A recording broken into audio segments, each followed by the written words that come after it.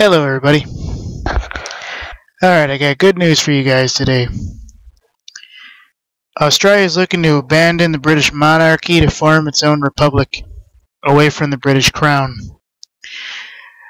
I don't know what real world consequences this would have in today's day and age. I don't see there being an actual war with England between Australia and the British, but hey, the United Kingdom could go to those terms. This is something I think they'll hit later in the week as a better story, but I'm going to jump on it now in case, just so I can get it out there. I know that my last video had parts missing. I apologize for that. I will review this one beforehand, and I will make certain it either has minor parts that are skipping or better part of nothing. This is actually world news if it's actually true, folks. I mean, this is amazing.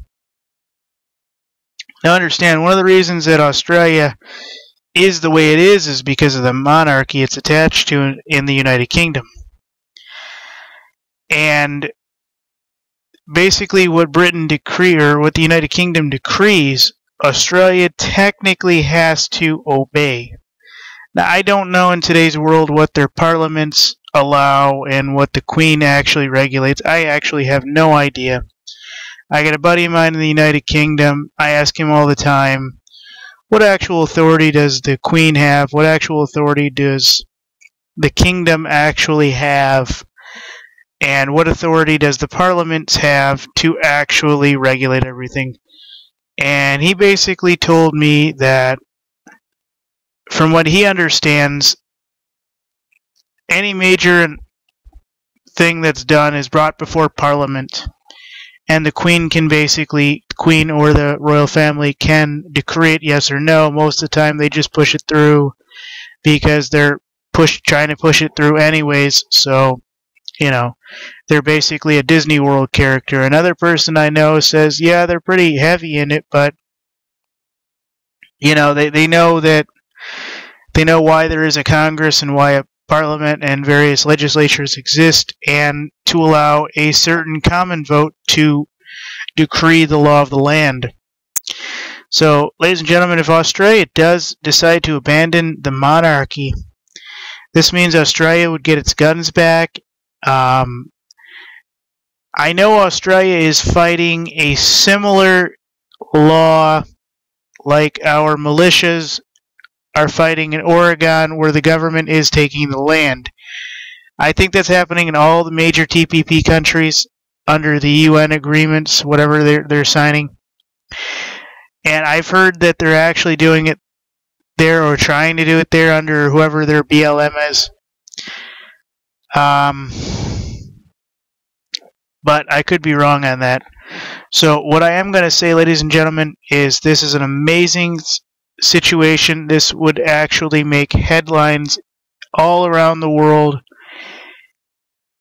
I don't know what value this is actually going to have on the real world. There could be a paper signing, and just like the Magna Carta was null and void because of the Treaty of 1213, where on the bottom of it says that anything that goes against Roman law, Romans' private law set back to that date is null and void. This could be like the Magna Carta, the Bill of Rights, and other things that go back to that specific time period. This could just be a paper situation. Or it could be an actual situation where we actually see people fighting in the streets. I highly doubt Australia would invade England or the United Kingdom or Wales. I think the Queen is in Wales, if I'm right. I could be wrong. I don't know where the main palace is. I'm sorry. I'm American.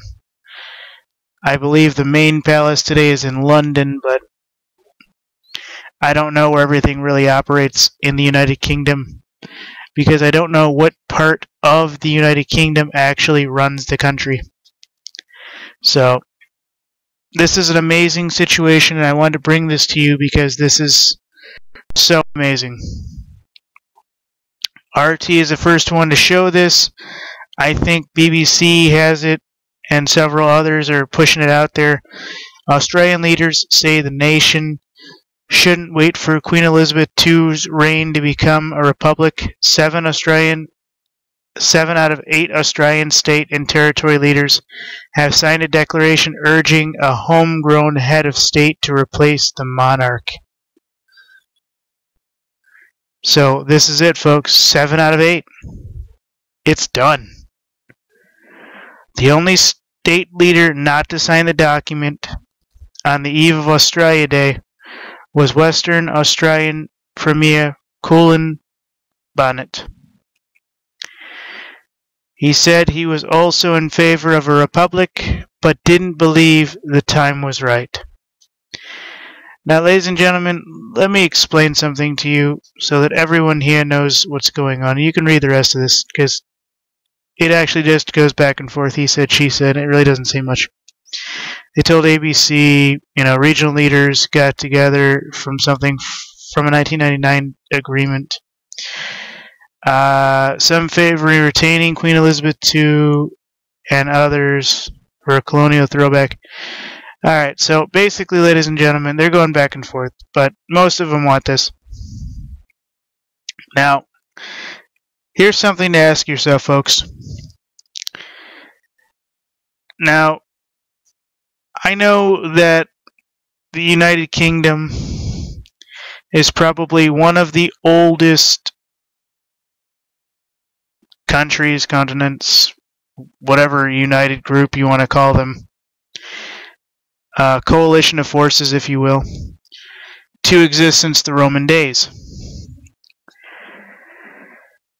What do you think this is going to say about British rule if Australia decides to abandon the monarchy?